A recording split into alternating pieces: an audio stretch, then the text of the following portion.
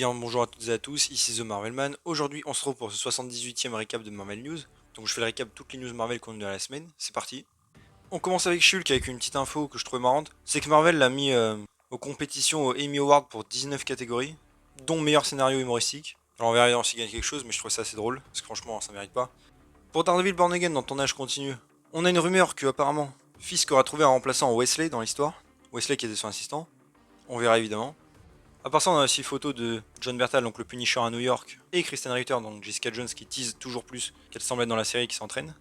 Pour Ironheart aussi, on a une rumeur qu'il y a eu des reshoots un peu secrets de la série, apparemment surtout liés à Mephisto joué par Sacha Baron Cohen. D'ailleurs, un leaker a encore teasé, de façon générale, qu'un personnage fera un deal avec le diable, donc je suppose que ce sera pour ce projet. Ensuite, pour Captain America New World Order, on a eu beaucoup de photos de tournage, en particulier de Sam Wilson et Joaquin Torres. D'ailleurs, ce dernier est l'acteur. Danny Ramirez apparemment serait un des seuls acteurs sympas de Marvel à aller parler aux gens pendant le tournage. On a aussi l'actrice Rosa Salazar qui aurait été castée en tant que apparemment leader de la Serpent Society.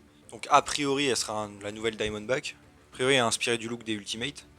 On a aussi eu des photos de Atlanta qui a été transformée un peu en Chinatown pour le tournage. Et aussi apparemment un endroit qui ressemble à Canal Street. C'est un endroit où la main des fois vient se cacher en comics. Mais aussi les dragons blancs qui obéissent à Mister Negative. Donc bon peut-être qu'il y aura un lien. Et on sait aussi apparemment que Hailey Bailey, qui est connue maintenant pour la petite sirène, elle est a priori à Atlanta et a priori pour ce projet, mais ce n'est pas sûr. Rôle inconnu évidemment. Ensuite aussi pour Thunderbolt, juste après que le directeur photo ait annoncé le début du tournage, ça a finalement été mis en pause et reporté jusqu'à la fin de la grève des scénaristes, donc ça peut prendre du temps. Et la sortie a priori va bouger, hein, je m'en doute. Et aussi d'après Variety, donc le film est sur le point de rassembler les mondes de Ant-Man et la Guêpe, Falcon et le Soldat de l'Hiver, Black Widow et Captain America New World Order. Vu qui sera dedans évidemment ça me paraît logique. Pour Wonder Man aussi je le case là. On savait hein, que le tournage avait été arrêté pendant la grève, et la production, mais finalement on sait que ça ne reprendra pas avant la fin de la grève. Donc pareil le projet va sans doute être assez décalé. Pour les Gardiens de la Galaxie volume 3, pareil je vais spoiler encore hein, ceux qui n'ont pas vu le film je le préviens. Déjà on a la séquence de 4 minutes du début qui est disponible. On a James Gunn aussi qui a dit qu'il y avait un peu de pression pour faire Adam Warlock, et surtout pour bien l'intégrer avec Aisha, c'est pour ça qu'ils ont fait en sorte qu'ils étaient liés au maître de l'évolution. D'ailleurs à la base Adam Warlock était prévu pour le deuxième film. Il a aussi dit qu'il a fait attention, hein, même par rapport aux autres films, et les films où il était pas impliqué, genre Infinity War Endgame, que Rocket ne fasse jamais une action qui soit pour autre chose que lui ou ses amis, pour bien montrer qu'il était encore très égoïste, pour qu'il ait bien son développement dans le 3 du coup. Aussi truc drôle, c'est Singun qui joue donc Kraglin, qui a dit que le personnage avait été snappé par Thanos.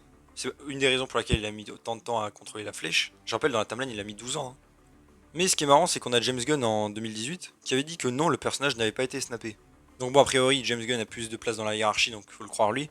Mais voilà, d'ailleurs, dans Avengers Endgame, Kraglin a été coupé, mais il était bien présent, hein, même sur le tournage. Il avait des scènes où il faisait voler la flèche et tout. Peut-être c'est pour ça qu'ils l'ont après effacé. Aussi, on a l'actrice de Mantis à propos d'un retour, qu'elle ne sait pas s'il y aura plus de films, qu'elle n'a aucune idée, mais qu'on verra évidemment. En attendant, bah, elle est en stand-by quoi. Et aussi, on a Ismael Cruz Cordova, qui était dans la série Rings of Power, qui a dit qu'il a failli jouer Adam Warlock, qu'il était en compétition, mais du coup, il a pas eu le rôle, et on en reparlera plus tard de lui. Pour Secret Invasion aussi, on a eu pas mal de posters, un petit nouveau teaser.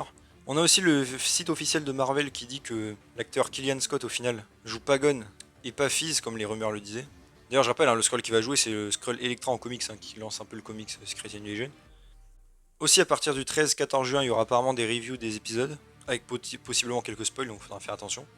Pour The Marvels aussi on a une rumeur que l'acteur John C. Reilly, qui joue le personnage de Roman Day dans le premier Gardien de la Galaxie, soit de retour dans cet opus. Bon, déjà, ce serait cool parce qu'on l'a pas revu, on sait pas s'il est mort. Mais surtout, ce qui est drôle, c'est que techniquement parlant, il connaît déjà Carol. Car il y a en effet un roman canon qui se passe avant le film Captain Marvel où on voit qu'ils se rencontrent. Donc normalement, ils se connaissent.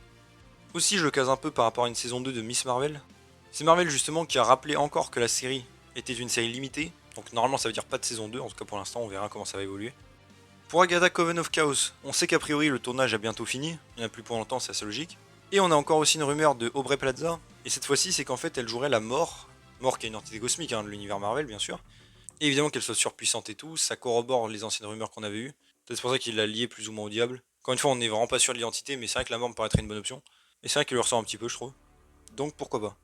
Ensuite, par rapport à Doctor Strange 3, et à quelques anecdotes d'ailleurs pour les autres films, on sait que Charlize Theron a dit n'a pas toujours pas reçu d'appel pour revenir, mais elle pense qu'elle reviendra évidemment et qu'elle aura du taf. Assez logique. On a aussi encore une rumeur assez probable que Sam Raimi revienne réaliser le troisième film. Ensuite, par rapport à une anecdote sur le 1, c'est l'actrice Lulu Wilson qui a parlé de sa scène coupée de noyade dans le premier film où elle joue en fait la sœur de Strange, Donna, en disant qu'en fait elle mourrait assez vite et que Strange était vraiment en panique. Et évidemment, elle était un peu énervée que sa scène soit coupée. Et elle a dit du coup qu'elle aimerait bien revenir, mais évidemment elle était plus jeune à l'époque, donc il faudrait peut-être qu'il lui trouve un autre rôle. D'ailleurs, le réal avait dit que même si elle était très bien la scène, elle s'intégrait très mal dans le récit, mais qu'il serait cool qu'on la revoie un jour la scène. Peut-être dans le troisième film, on pourrait la réutiliser. Aussi par rapport au deuxième film, c'est Elizabeth Olsen qui a encore un peu parlé, en disant qu'elle pensait en effet que normalement Daniel Craig jouait Balder le Brave, puisque c'est ce qu'on lui avait dit, elle avait vu les concept art et tout, le costume. À propos aussi des nombreuses réécritures, on lui a demandé si le film était très différent de ce qui était prévu à l'origine. Elle a dit qu'au final ça va, que c'était quand même assez proche, mais qu'il y a un moment où il y avait tellement de réécritures qu'elle en avait marre et qu'elle demandait même plus ce qui se passait. Et donc c'est assez galère. Et aussi on lui a parlé de la rumeur probable du coup maintenant que Adam Driver devienne Reed Richards à la place de John Krasinski. Et en fait elle a pas compris pourquoi du coup il gardait pas John Krasinski pour le rôle. Jusqu'à ce qu'elle comprenne en fait que du coup vu que c'est un différent univers c'était assez logique qu'il change d'acteur, elle s'est dit ah ok. Et elle s'est dit que c'est en fonction du nombre d'enfants qu'il avait, il fallait faire attention pour pas être trop occupé s'il accepte le rôle. Elle a aussi conseillé aux nouveaux acteurs en général pour le MCU de n'accepter initialement qu'un seul projet, comme ça après ils auront un peu plus de liberté sur leur personnage à l'avenir, c'est ce qui lui est arrivé. Ensuite par rapport à Avengers Secret Wars, on a quelques rumeurs. Déjà que Marvel aurait proposé à Jon Favreau la réalisation, mais qu'il était trop occupé avec Star Wars. Aussi, même si ça, il n'est pas sûr la source, je préfère le rappeler. John Wax et Sam Raimi auraient été aussi envisagés, en tout cas toujours maintenant. En tout cas, évidemment, moi personnellement, j'espère Sam Raimi. John Watts, en merci. Et aussi, apparemment, Destin Daniel Cretton, donc, qui a réalisé Avengers 5, qui a fait Shang-Chi aussi, aurait pas mal poussé pour justement réaliser Secret Wars, mais Marvel aurait dit non. Donc on verra. Je le casse vite fait aussi par rapport à Spider-Man No Way Home, c'est qu'on a encore une rumeur que, à la base, il était prévu d'expliquer que l'homme sable et le lézard étaient tous les deux morts en fait dans leur timeline, après les événements de leurs films respectifs, et que c'est une des raisons pour lesquelles ils sont là aussi. Et ce qui pourrait expliquer aussi pourquoi l'homme sable a autant changé, et que ses pouvoirs sont complètement différents. Vraiment dommage. Ensuite, par rapport à Across the Spider-Verse, on a eu pas mal d'extraits du film, qui sort bientôt. D'ailleurs, j'en parlerai peut-être un petit peu en fonction de s'il y a beaucoup de liens avec le MCU. On verra bien sûr. Il a évidemment été classé Peggy 13 pour séquences frénétiques de violence, d'action animée, et par rapport au langage et aux thématiques. Et on a aussi eu quelques réactions en avant-première, de gens qui disaient évidemment que le film est une dinguerie, meilleur film de tous les temps, etc. On s'en a un peu l'habitude. Ensuite, pour Venom 3, on sait que le directeur photo sera Fabian Wagner, qui a travaillé sur le Justice League de Zack Snyder, mais aussi Game of Thrones, House of the Dragon, donc ça c'est cool. Aussi par rapport à Madame Web, c'est Sydney Sweeney qui joue dedans, qui a dit que elle et tous les autres membres du casting s'étaient énormément amusés, et que c'était un voyage incroyable et qu'elle est excitée de nous le montrer.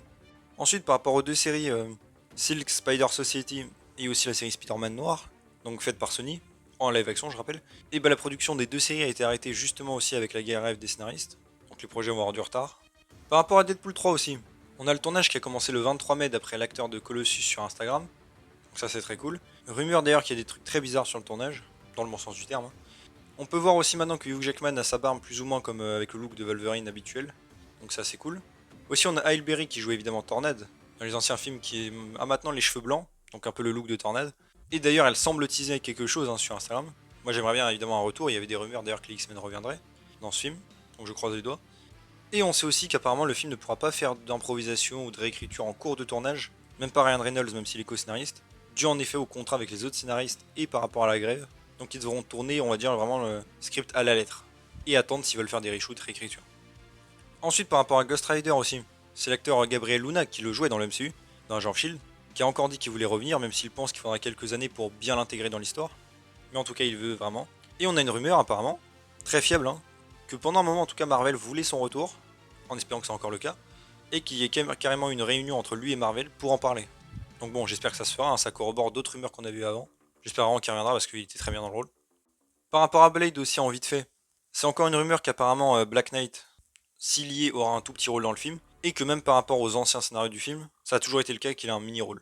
Donc bon, on verra.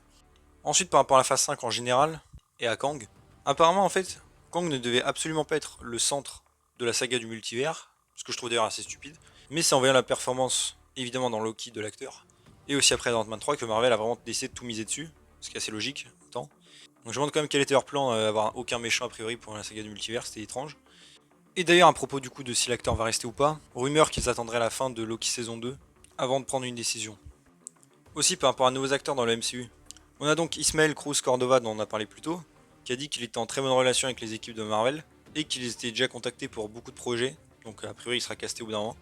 Alors ça c'est un petit peu à part, mais Marvel apparemment a lancé un casting pour un personnage nommé Gabriel, fin de la vingtaine, début quarantaine.